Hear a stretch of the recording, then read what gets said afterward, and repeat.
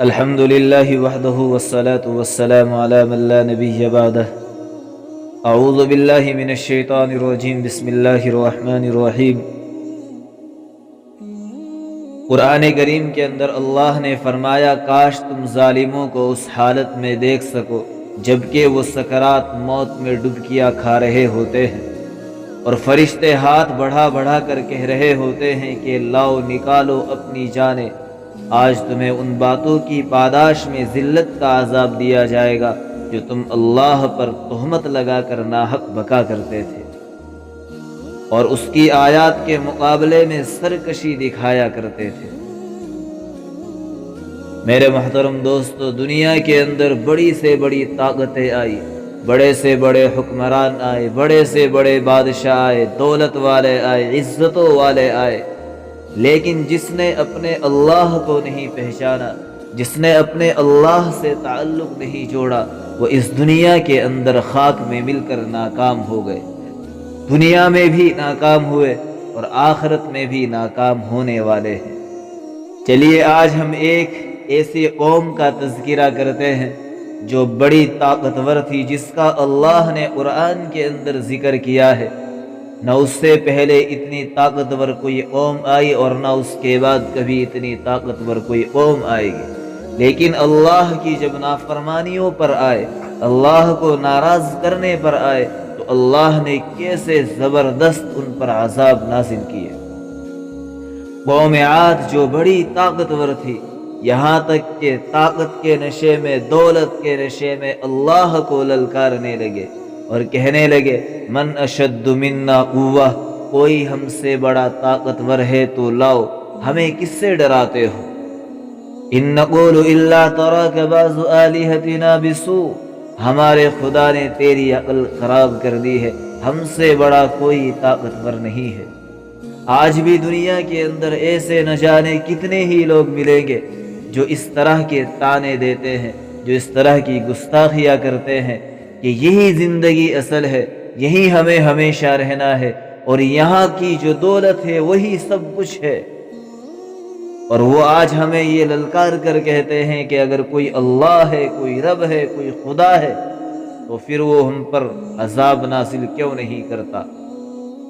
قرآن میں اللہ نے بڑا خوبصورت نقشہ کھینچا، اولم یروا ان اللہ الذی خلقہم هو اشد منہم قوہ، اے ہود انہیں بتاؤ جس نے تمہیں پیدا کیا ہے وہ تم سے زیادہ طاقتور ہے۔ جب اللہ کی طرف سے یہ حجت پوری ہوئی اور وہ اپنے تکبر میں بڑھتے رہے، نافرمانی میں بڑھتے رہے، گناہوں میں حد سے زیادہ تجاوز کرنے لگے، تو اللہ نے پھر عذاب کا دروازہ کھول دیا۔ قحط آیا، انسان ایسے بھوکے، اور وہ انسان ہماری کی طرح نہیں تھے، 40 ہاتھ قد تھا، 30 ہاتھ قد ہوتا تھا، 800 سال 900 سال عمر ہوا کرتی تھی، نہ بوڑھے ہوتے تھے، نہ بیمار ہوتے تھے، نہ دانت ٹوٹتے تھے، نہ کمزور ہوتے تھے، ہمیشہ جوان، تندرست اور توانا رہتے تھے۔ صرف ان کو موت آتی تھی، وہ بھی کسی کو 800 سال میں اور کسی کو 900 سال میں، اس کے علاوہ انہیں کچھ نہیں ہوتا تھا، نہ انہیں زکام لگتا تھا، نہ انہیں بخار ہوتا تھا، نہ وہ ہماری کی طرح کمزور تھے، نہ وہ ہماری کی طرح بیمار پڑتے تھے۔ اللہ نے ان کو بڑی طاقت اور بڑی قوت دی تھی، اس طاقت اور قوت کے نشے میں وہ اپنے رب کو ہی بھول بیٹھے۔ اب جب قحط آیا تو اب ان کی بھوک بڑھنے لگی اور وہ اپنی ضرورتوں کا سارا غلہ کھا گئے، حلال بھی کھا گئے، حرام بھی کھا گئے، کتے بھی کھا گئے، بلیاں بھی کھا گئے، چوہے بھی کھا گئے، جو بھی چیز ان کے ہاتھوں میں آتی گئی سب کچھ کھاتے چلے گئے، زہریلے جانور تک کھانے لگے، پر بارش کا ایک قطرہ زمین پر نہیں گرا اور نہ زمین نے اپنے دانوں کو اگایا، یہاں تک کہ وہ درخت توڑ توڑ کر ان کے پتے چبانے لگے۔ قحط پھر بھی دور نہ ہوا تو پھر انہوں نے ایک وفد بیت اللہ بھیجا اور یہ کہلوا کر بھیجا وہاں جا کر دعا کرو کہ ہمیں بارش دو۔ جب مصیبت آتی تھی تو وہ اوپر والے کو پکارتے تھے، جیسے ہم کرتے ہیں جب کوئی مصیبت آتی ہے، کوئی بیماری آتی ہے، کوئی تکلیف آتی ہے تو ہم اللہ کو پکارتے ہیں، اسی کو بلاتے ہیں، بلانا بھی چاہیے، لیکن مزہ تب ہے جب انسان اللہ کو ہر وقت یاد رکھے، خوشحالی میں بھی یاد رکھے، پریشانی میں بھی یاد رکھے۔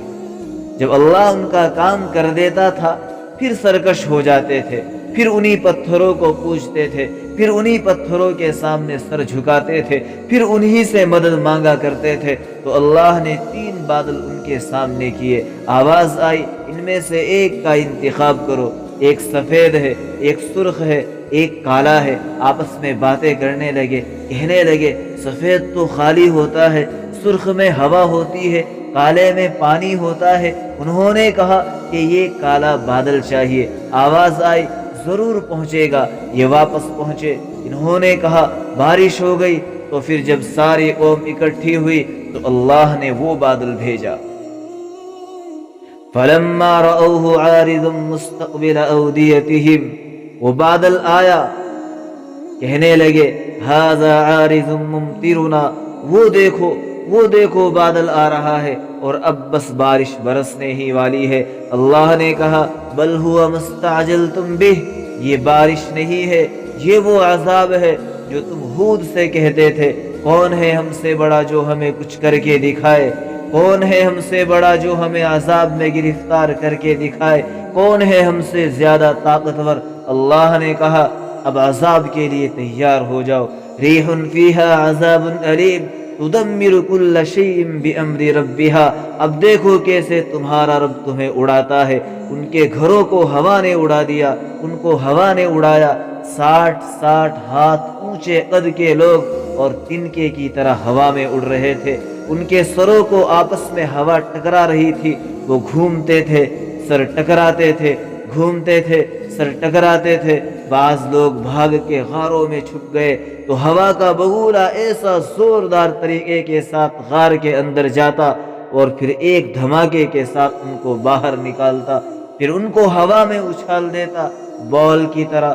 پھر ان کے سر آپس میں ٹکراتے رہے، ان کی کھوپڑیاں پھٹ گئی اور ان کے بھیجے ان کے چہروں پر نکل آئے، اور پھر اللہ نے الٹا کر کے ان کو زمین پر مارا، سر الگ ہوا، دھڑ الگ ہوا۔ پھر اللہ نے للکار کے پوچھا وَهَلْ تَرَى لَهُم مِّن بَاقِيَةٍ، کوئی باقی ہے،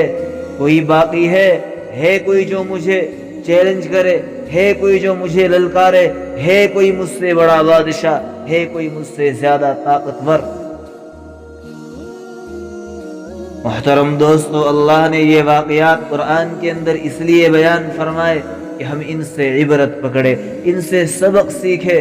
ایسا نہ ہو کہ ہماری غفلت، ہماری لاپرواہی یہ کسی بڑے عذاب کا انتظار کر رہی ہو، ایسا نہ ہو کہ ہم اسی لاپرواہی میں، اسی غفلت میں اللہ کو بھول کر اس دنیا سے چلے جائیں۔ ہمیں 4 آدمی کندھا دے کر ایک دن قبر کے اندر ڈال کر آ جائیں گے، پھر ہماری زندگی کا بھی اسی طریقے سے حساب ہونا ہے۔ اچھے نکل گئے قبر کے اندر مزے ماریں گے، اور اگر وہاں جا کر پھنس گئے تو پھر اس سے بڑی ناکامی کوئی اور ہو ہی نہیں سکتی۔ اس لیے اپنی دنیا کے ساتھ ساتھ اپنی آخرت کو کبھی نہیں بھولنا چاہیے، اپنی آخرت کو ہمیشہ یاد رکھنا چاہیے، اپنے اللہ کو ہر وقت یاد رکھنا چاہیے، اپنی قبر کو ہر وقت یاد رکھنا چاہیے۔ حضرت برا رضی اللہ تعالیٰ عنہ سے روایت ہے، کہتے ہیں کہ ہم نبی کریم صلی اللہ علیہ وسلم کے ساتھ ایک جنازے میں شریک تھے۔ آپ علیہ السلام قبر کے کنارے بیٹھ کر رونے لگے۔ محسن انسانیت، سرور کائنات، فخر موجودات، اللہ کے بعد جس کا مقام اتنا بلند ہو، اتنا اونچا ہو، جس کے ہاتھ میں جنت کی چابیاں ہو، وہ قبرستان میں بیٹھ کر آنسو بہا رہے ہیں، رو رہے ہیں، اتنا زیادہ روئے کہ مٹی آپ علیہ السلام کے آنسوؤں سے تر ہو گئی۔ اور پھر اللہ کے رسول نے ارشاد فرمایا، اے میرے بھائیو، اس کے لیے کچھ تیاری کرو، اس کے لیے کچھ تیاری کرو، یہی تمہاری منزل ہے، یہی تمہارا اصل گھر ہے، یہی تمہیں لوٹ کر آنا ہے۔ اس لیے میرے دوستو، میری بھی درخواست ہے کہ اس زندگی کے ساتھ آخرت کی زندگی کو اگر ہم بھول کر چل رہے ہیں، بھول کر اگر ہم گزار رہے ہیں، تو ہم اپنا بہت بڑا نقصان کر رہے ہیں۔ اللہ تبارک و تعالی ہم سب کو دین اسلام پر چلنے کی توفیق عطا فرمائے، اور اللہ پاک ہم سب کو اپنی رضا اور اپنی محبت نصیب فرمائے۔ Subscribe Maulana Farman Naseem to get more videos.